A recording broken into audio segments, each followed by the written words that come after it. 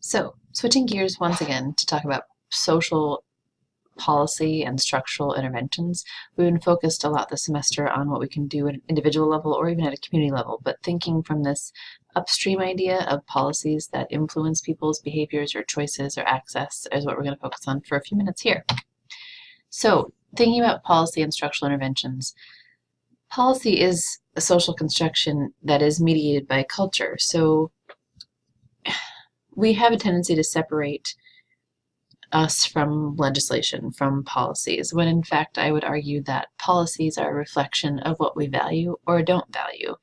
So policies are an extension of us. I go back to when we talked about Sir Michael Marmot's article.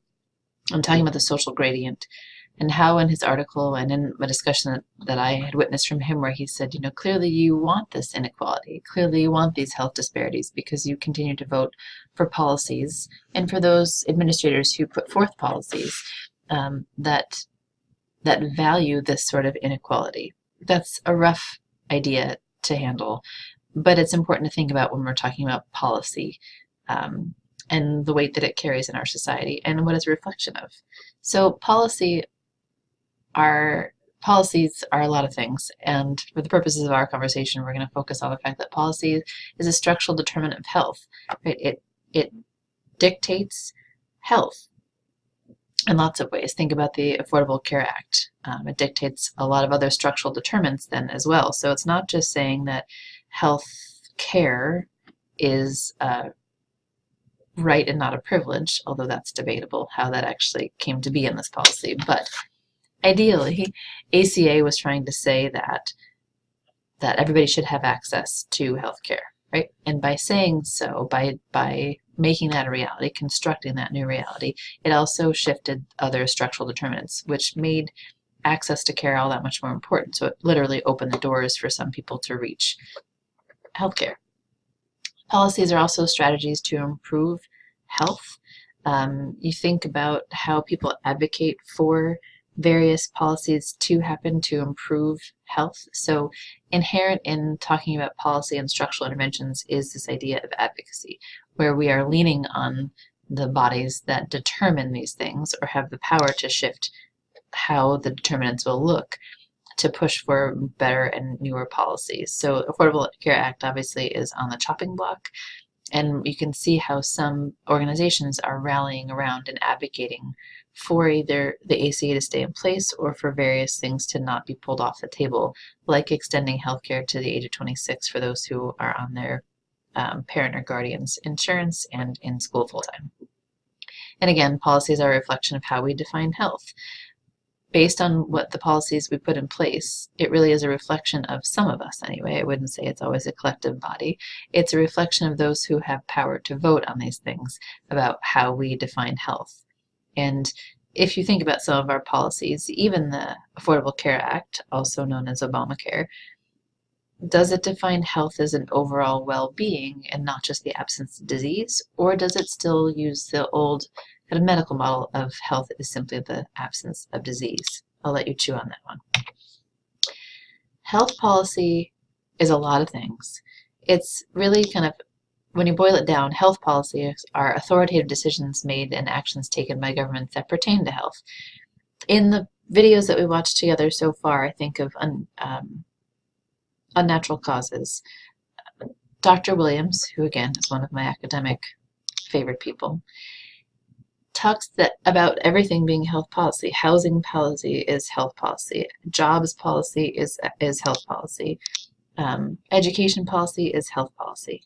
Right? When we think about it in this context, that still holds true. You can easily spin how all of these things that seem disparate, seem separate from one another, all feed into people's health. We know education does, we know housing does, we know transportation does, right? The list goes on and on and on.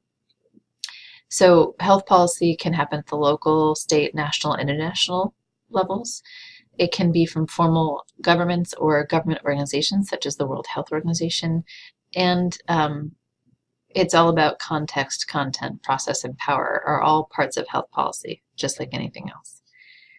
There are many pieces that come with health policy, rules, laws, ordinances. I think again to the smoking examples we've used before, there are federal laws state laws, local laws, all about where you can and cannot smoke tobacco products, and now vaping and e-cigarettes and those things.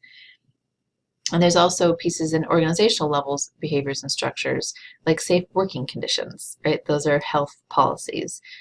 So the important thing to think about is that health policy, and I mean, it's very, very ripe. As I'm talking to you, I'm getting messages on my phone from NPR about what's happening with the newest idea around health policy, around reconfiguring the ACA. We have to recognize that policies are experienced by different people, different groups of people differently, right? Much like the tax bill that's being toyed around with right now, tax bills or policies will affect those who have lots of money and those who don't have very much money and everybody in between differently. Health policy is much the same. One way to think about policy, because I find that policy can be something that most people are like, well, I don't know enough about it, I'm not going to touch it. Well, it is an integral piece of public health, so we need to chew on it for a little bit. There's this lens that we can use that's called big P, little p, so it distinguishes big policies from littler policies.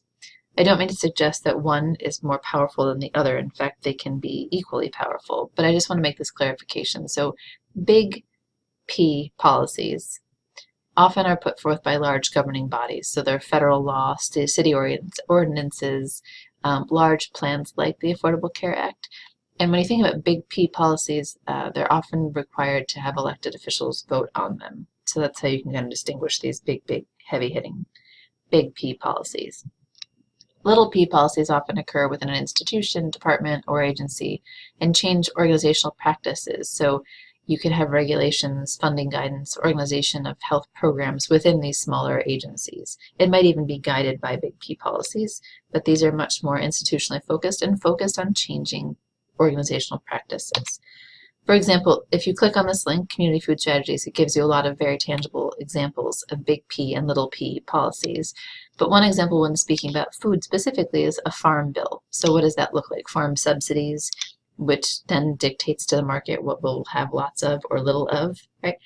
And a little p policy around food would be organization passing a healthy vending machine policy. So let's say in hospitals, in fact, I was just in Children's a few weeks ago, and the vending machines had a whole lot of options in there. And some of them included fruits and vegetables, but a lot of it included chips and candy and sodas and things like that.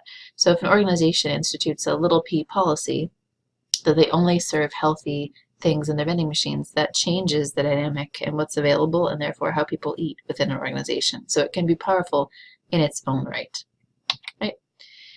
There's a little video here that I'd like for you to watch about how policy makes a difference. Again, we think so much about individual health behaviors, and it's so easy to lose sight of the things that are dictating someone's behavior.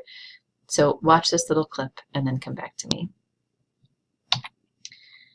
I want to get into the video that I have you guys watching for this week, so the Raising of America.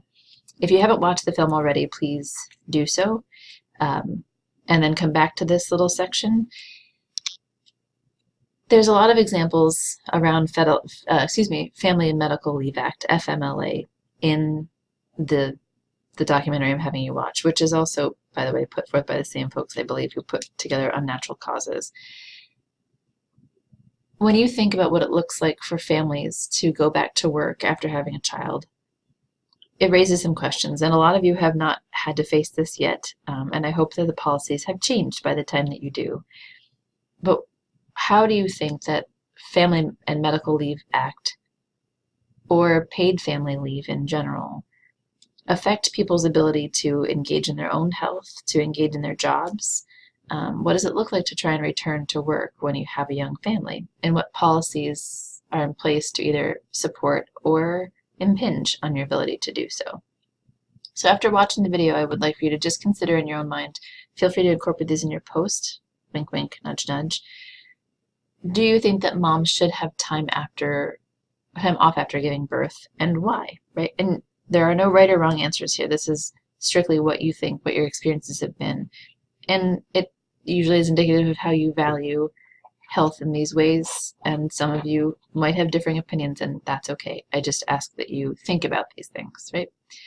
Based on what you learned from the documentary, think about what are the eligibility requirements under FMLA, for moms who want to take time off after their birth without risk of getting fired. So think about what the documentary spoke about and how this plays into different things.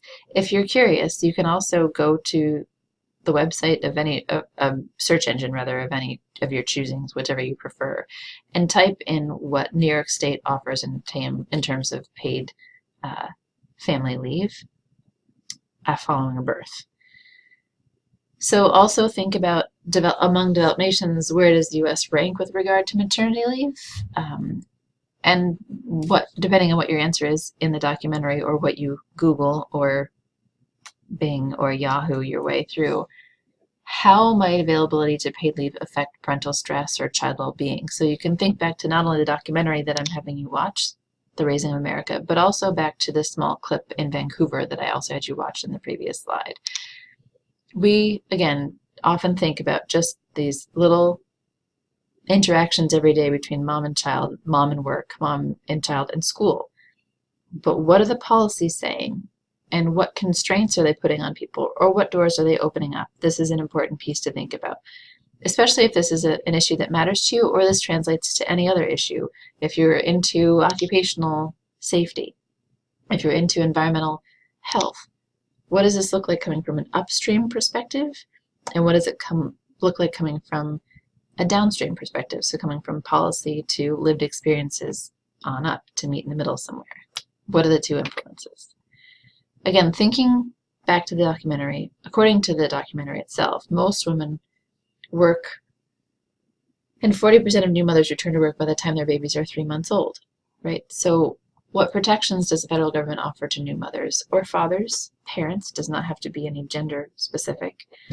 How does the current U.S. family leave policy actually deter new parents and caregivers from spending time with their young children? Or maybe you think it doesn't.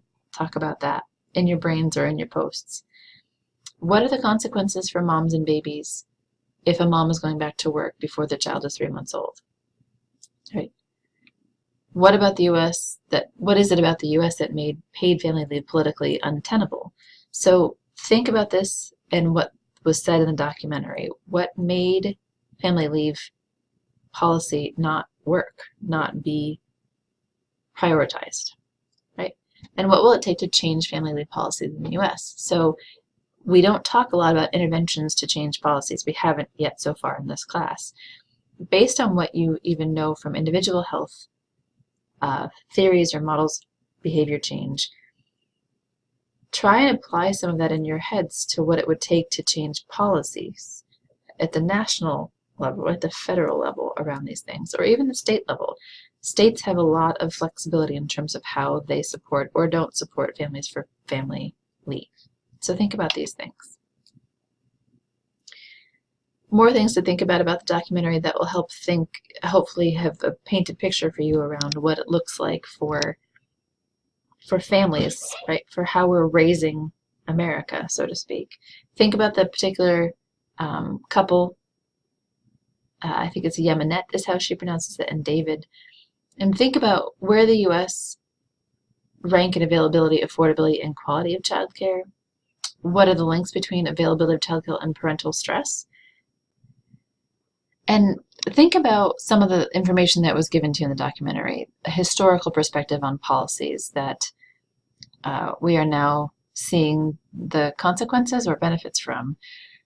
So prior to watching the documentary, did you even know that there had been something called the U.S. Congress, or excuse me, called the Comprehensive Child Development Act in 1971 that would have guaranteed quality, affordable childcare for every family? Were you aware of this? Think back to why that wasn't put through. It's interesting to think about historically what that policy could have done for us in 1971, which is probably way beyond, when any of us were a thought for anybody. What would that have done if in 1971 there was a policy that was put forth that provided for comprehensive, affordable, accessible childcare? What would that have done for us now, right? So many things to think about. If Nixon hadn't vetoed the bill, what might the landscape be?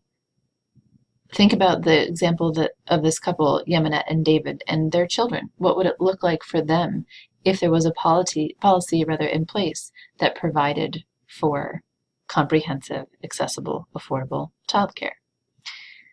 We have now established the impact of early childhood on mental and physical health across the life course, right? We've been talking about that throughout the semester and thinking about different ways that these interactions between people, right? Your social network, your social ties, your ecological perspective, like what you are in the context of and the relationships that happen between. We know that these are crucial relationships for health and mental health across the lifespan. How might the nation look different if, for the last 40 years, we had access to high quality early care and education across the board? Think about that, right? Just in case you're curious, because this was something when I first saw the documentary I knew nothing about, and now I know something about this Comprehensive Child Development Act of 1971. I have lots of thoughts on it, and I'm hoping that you do too. So take a little bit of time to look through this and let it bounce around in your brain in relationship to the documentary, in relationship to the articles, and in relationship to things that we've talked about previously in the semester. What would this look like? What could this one policy have done? So, thanks for your time. I'll see you soon.